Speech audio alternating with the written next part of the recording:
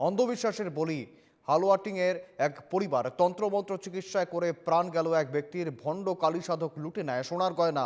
হালুয়াটিং পুলিশের জালে হোজাইয়ের দুই ভণ্ড কালী সাধক। ধৃতদের নাম আয়াতুল্লাহ ওঝা এবং হাসান আহমেদ।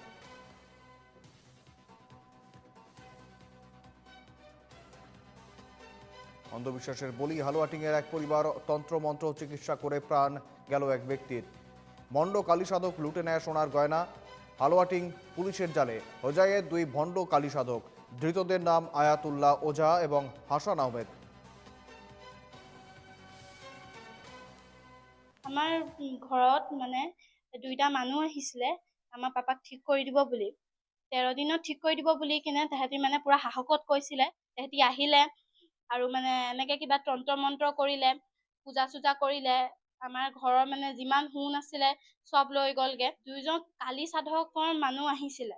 তাহাঁতি মানে কিবা পূজা চূজা কৰিছে। পূজা চূজা কৰি কিনে তাহাঁতি মানে আমাক মানে পুৰা একদম 13 দিনত ভাল কৰি দিম বুলি ক'লে আৰু তাহাঁতৰ মানে পুৰা চিয়ৰ আছিলে কি ভাল হৈ যাব বুলিকে। আৰু মানে পুৰা চিৰিয়াছ হৈ গ'ল আৰু পাপা। মানে কথা এনেকা ঔষধ কি ঔষধ দিছে আমাক, মানে এনেকে তেল চেল দিছে পালিচ কৰাবলে। পাপাক মালিচ কৰালে মায়ে। পাপাৰ মানে এনেকুৱা হৈ গ'ল, পাপাৰ মানে একো মাতিব নোৱাৰে, খাব নোৱাৰে, এনেকুৱা হৈ গ'ল আৰু। আমি যেতিয়া যোৰহাটত ICUত এডমিট কৰাবলগীয়া হ'ল।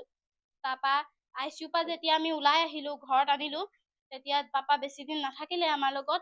2 দিন বা 3 দিন থাকিলে। তাৰপা পাপাৰ ডেথ হৈ গ'ল।